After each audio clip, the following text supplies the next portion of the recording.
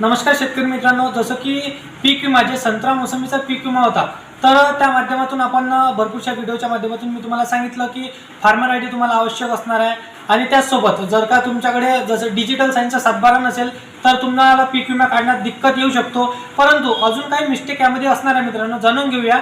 परंतु तुम्ही जर का चॅनलवर पहिल्यांदा आला असाल तर सबस्क्राईब नक्की करा।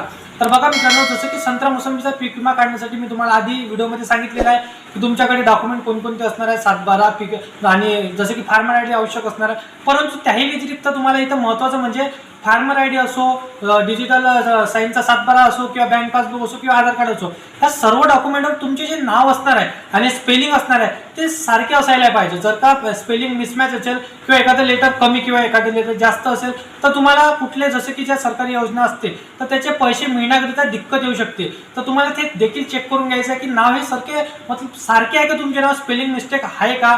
जर का असेल तर ते करेक्शन तुम्हाला लवकरात लवकर सुधारून घ्यायचं आहे। अशा पद्धतीची महत्त्वाची माहिती होती मित्रांनो। कुठल्या योजनेचा जर का तुम्ही लाभ घेत असेल तर सर्व योजनांमध्ये तुमच्या डॉक्युमेंटचे हे नाव कमी जास्त आहे का हे देखील तुम्हाला चेक करून घ्यायचं आहे। तर अशा पद्धतीची माहिती होती। व्हिडिओ आवडला लाईक करा आणि आपल्या इतर मित्रमैत्रिणींना हा व्हिडिओ नक्की शेअर करा, जेणेकरून त्यांची देखील या व्हिडिओच्या माध्यमातून हेल्प होईल। आणि असाच व्हिडिओ तुम्हाला डेली पाहायचे असेल या चॅनलला सबस्क्राईब करून साईडला दिलेल्या बेल नोटिफिकेशनला नक्की प्रेस करून ठेवा। तर मित्रांनो, चला येऊया नेक्स्ट व्हिडिओमध्ये।